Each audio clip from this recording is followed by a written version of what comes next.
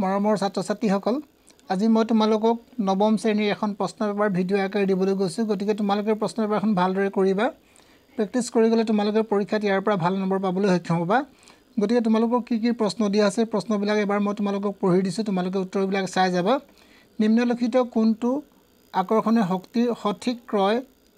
ক্ৰম হয় গতিকে তোমালোকে মনত ৰাখিবা ইয়াত বায়ু পানী আৰু চেনি বুলি লিখিবা গতিকে অপশ্যন তোমালোকৰ চি হ'ব ইয়াৰ পিছত নেক্সট প্ৰশ্নটোলৈ আমি আহোঁ হিমাই এটা প্ৰাকৃতিক গেছ সংকোচন গোট পৰিদৰ্শন কৰিছিল আৰু দেখিছিল যে অলপ ভালদৰে তোমালোকৰ প্ৰশ্নটো ভালদৰে উঠা নাই উষ্ণতা আৰু চাপৰ নিৰ্দিষ্ট পৰিস্থিতিত তৰলীকৃত কৰিব পাৰি বন্ধুবৰ্গৰ সৈতে তাইৰ অভিজ্ঞতা ভাগ বতৰা কৰোঁতে তাই বিভ্ৰান্ত হৈ পৰিছিল পৰিস্থিতিত চিনাক্ত কৰাত সহায় কৰক গতিকে ইয়াত তোমালোকৰ উত্তৰ দিয়া আছে মনত ৰাখিবা নিম্ন তাপমাত্ৰা আৰু উচ্চ তাপমাত্ৰা তোমালোকে অপশ্যন কোনটো লিখিবা চি লিখিবা ইয়াৰ পিছত নেক্সট প্ৰশ্নটোলৈ আমি আহোঁ নেক্সট প্ৰশ্নটো তোমালোকৰ ইয়াত অসমীয়াত তোমালোকৰ প্ৰশ্নটো নাহিলে গতিকে which of the followings product even the bronze গতিকে তোমালোকে মনত ৰাখিবা ইয়াত তোমালোকৰ শুদ্ধ উত্তৰ বাষ্প হ'ব মানে আটাইতকৈ কোনটো গৰম হ'ব মানে তোমালোকৰ বেছি গৰম হয় ঠাণ্ডা পানী গৰম পানী উতলা পানী নে বাষ্প আটাইতকৈ উষ্ণতা বেছি গৰম থাকে তোমালোকৰ বাষ্প মানে ভাপটো তোমালোকৰ আটাইতকৈ বেছি গৰম থাকে গতিকে ইয়াত দিছে নীলা চিয়াহী আৰু ৰঙা চিয়াহীৰ মিশ্ৰণৰ ইয়াৰ দ্বাৰা পৃথক কৰিব পাৰি কি পৃথক কৰিব পাৰি ইয়াত দিয়া আছে বৰ্ণলেখন পৃথক কৰিব পাৰি ইয়াৰ অপশ্যন তোমালোকৰ চি হ'ব ইয়াৰ পিছত নেক্সট প্ৰশ্নটোলৈ আহা ইয়াত দিছে 132 গ্ৰাম পানীত 40 গ্ৰাম সাধাৰণ নিমখ দ্ৰৱীভূত হয় নিমখৰ গ্ৰহতাৰ ভৰ শতাংশ হৈছে কিমান তোমালোকে ইয়াত উলিয়াই চাবা তোমালোকে এই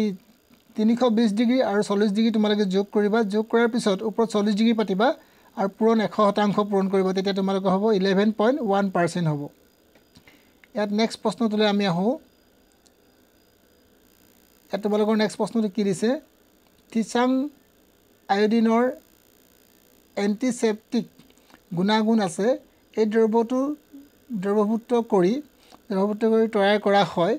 কি তৈয়াৰ কৰা হয় মনত ৰাখিবা ইয়াত দিছে সুৰত আয়োডিন অপশ্যন তোমালোকৰ ডি হ'ব ইয়াৰ পিছত নেক্সট প্ৰশ্নটোলৈ আহোঁ আমি নাইট্ৰজেন গেছৰ বাবে ৰাসায়নিক চিহ্নিত হৈছে কি নাইট্ৰজেন গেছৰ ৰাসায়নিক চিহ্নটো হৈছে তোমালোকৰ N2 গতিকে অপশ্যন তোমালোকে B2 লিখিবা ইয়াৰ পিছত নিম্নলিখিত কোনটো পৰমাণৱিক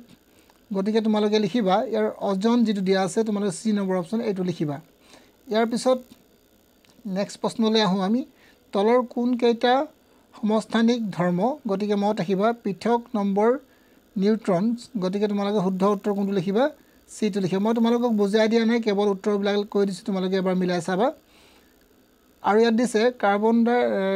অক্সাইডৰ আণৱিক ভৰ কিমান কাৰ্বন ডাই অক্সাইডৰ আণৱিক ভৰ হৈছে তোমালোকে 44 লিখিবা দুইটাৰ প্লাছ কৰিবা DNA থকা কোনো অংগাণুৰ নিউক্লিয়াছৰ বাহিৰে হৈছে ইয়াত তোমাৰ কি হ'ব উত্তৰ লিখিবা চি নম্বৰ অপশ্যনটো লিখিবা ইয়াৰ পিছত তোমালোকে প্ৰশ্নবিলাক নিজে পঢ়ি যাবা ইয়াৰ উত্তৰবিলাক মই তোমালোকক দেখুৱাই দিছোঁ গতিকে উত্তৰবিলাক ভালদৰে চাই যাবা উদ্ভিদৰ জীৱনৰ বাবে গুৰুত্বপূৰ্ণ বহুতো পদাৰ্থত ইয়াত সংৰক্ষণ কৰা হয় ইয়াত তোমালোকে কি লিখিবা ৰসধানী চি নম্বৰ অপশ্যনটো লিখিবা ইয়াৰ পিছত নেক্সট প্ৰশ্নলৈ আমি আহোঁ চিনাক্ত কৰক এ বি চিনাক্ত কৰিব গৈছে এ মানে কি গতিকে ইয়াৰ অপশ্যন তোমালোকে ভালদৰে প্ৰশ্ন চাই লোৱা ইয়াৰ অপশ্যন তোমালোকৰ বি হ'ব ইয়াৰ পিছত তোমালোকে নেক্সট প্ৰশ্নলৈ আহোঁ আমি এতিয়া কোনবোৰ পেশী অনিচ্ছাকৃতভাৱে কাম কৰে মনত আহিব হৃদযন্ত্ৰৰ পেশী অপশ্যন চি হ'ব ইয়াত তোমালোকৰ প্ৰশ্নটো থাকি গ'ল গতিকে ইয়াত গুপ্ত বিজি আছিলে গতিকে তোমালোকে এবাৰ ভালদৰে চাই ল'বা প্ৰশ্নটো মোৰ থাকি গ'ল এডিটিং কৰোঁতে ইয়াৰ পিছত তোমালোকে লিখিবা 17 নম্বৰ প্ৰশ্ন দুটা কোঠালীযুক্ত হৃদযন্ত্ৰ হয় কাৰ দুটা কোঠালীযুক্ত থাকে মাছৰ থাকে গতিকে তোমালোকে মাছ লিখিবা ইয়াৰ পিছত নেক্সট দিছে 5 ৰাজ্যৰ শ্ৰেণীবিভাজন ইয়াৰ দ্বাৰা দিয়া হৈছিল গতিকে লিখিবা অপশ্যন বি লিখিবা তোমালোকে ইয়াৰ পিছৰ নেক্সট প্ৰশ্নটোলৈ আহোঁ দূৰত্ব সময় লেখৰ ঢাল হৈছে জোখৰ দ্বাৰা ইয়াত বেগ কি দিছে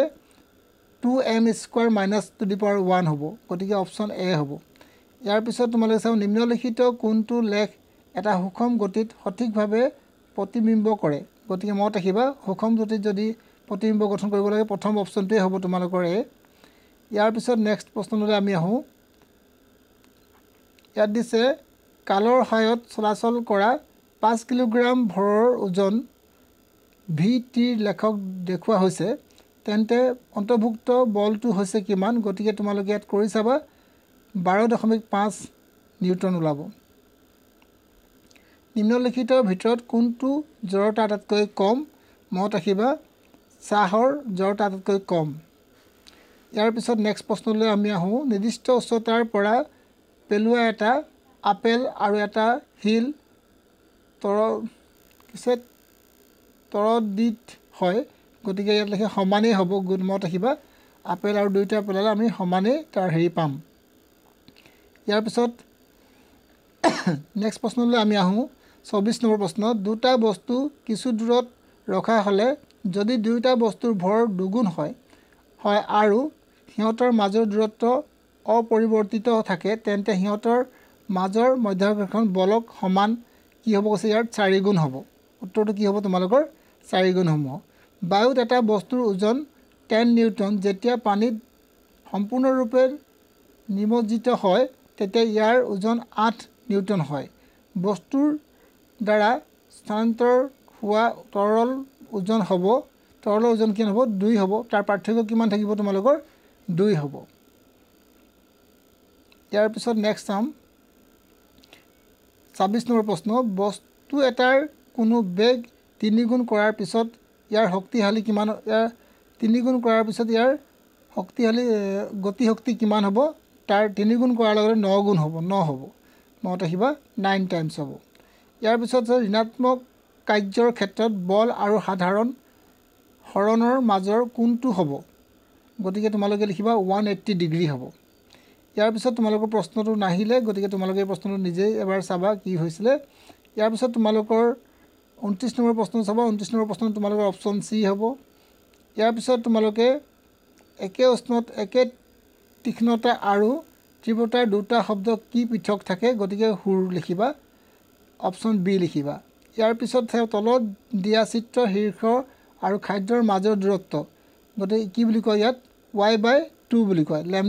y/ নহয় এইটো λ/2 বুলি কয় চি নম্বৰ অপশ্যনটো হ'ব অৱশব্দৰ শুনিব পাৰে কোনে অৱশব্দ শুনিব পাৰে ইয়াত দিছে কুকুৰ বাদুলি গঁড় আৰু মানুহ গতিকে তোমালোকে লিখিবা গঁড়টো নিম্নলিখিত কোনটো ভাইৰাছজনিত ৰোগ নহয় ভাইৰাছজনিত ৰোগ নহয় মনত ৰাখিবা টাইফয়েড ইয়াত দিছে চিটাকৰণৰ পিছত শৰীৰত গড়ে এণ্টিবডি কি আছে এণ্টিবডি ইয়াত কি হৈছে কি চিটা পিছত আমাৰ কি হয় এণ্টিবডি উৎপন্ন হয় গতিকে 1 নম্বৰ অপশ্যনটো হ'ব এণ্টিবডি ইয়াৰ পিছত তোমালোকে চাই বায়ুমণ্ডলত নাইট্ৰজেনৰ পৰিমাণ কিমান এইটো সকলোৱে জানা বায়ুমণ্ডলত আটাইতকৈ নাইট্ৰজেনৰ পৰিমাণে বেছি থাকে গতিকে 78% হ'ব ইয়াত দিছে যদি পৃথিৱীৰ চাৰিওফালে কোনো বায়ুমণ্ডল নাথাকে পৃথিৱীৰ উষ্ণতা হ'ব কি হ'ব কৈছে দিনত বৃদ্ধি হ'ব আৰু নিশাত হ্ৰাস পাব দিনত বৃদ্ধি হ'ব আৰু নিশা কি হ'ব কমি যাব তলৰ কোনটো সেউজগৃহ গেছ হয় মনত ৰাখিবা CO2 মানে কাৰ্বন ডাই অক্সাইড গেছ ইয়াৰ পিছত নেক্সট আমি চাম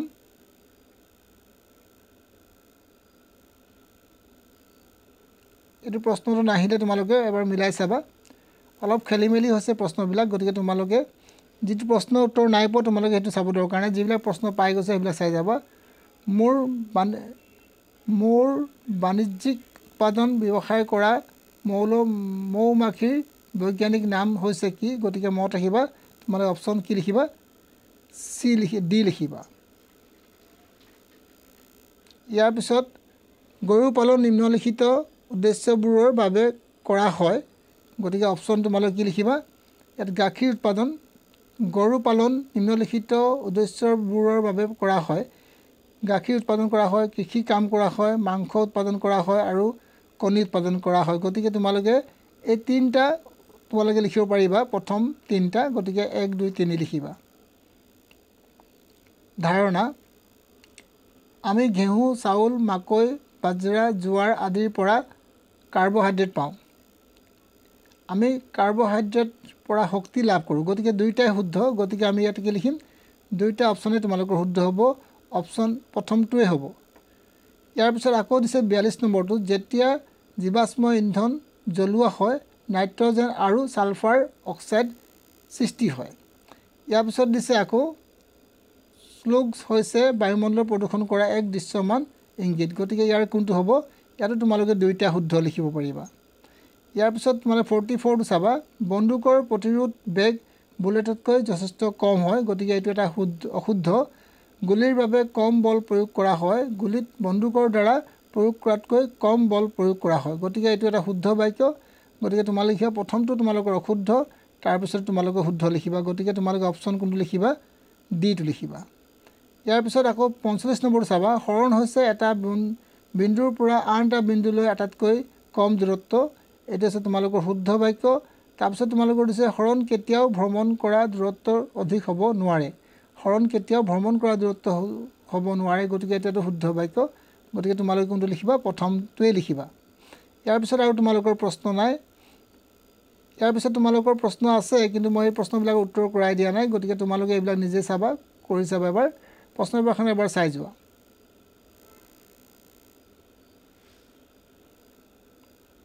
এইখিনি আসলে তোমালোকৰ প্ৰশ্ন এইখিনি তোমালোকে এবাৰ নিজে কৰিবা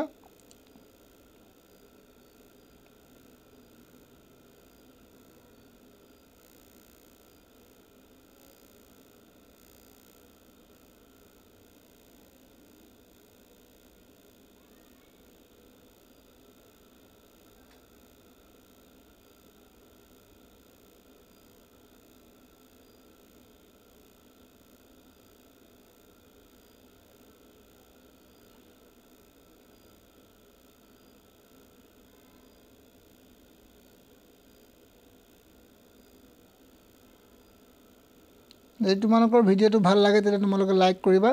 সাবস্ক্ৰাইব কৰিবা আৰু শ্বেয়াৰ কৰিবা আজিলৈ মই তোমালোকক ইমানতে এৰিছোঁ নেক্সট ভিডিঅ'ত আকৌ লগ পাম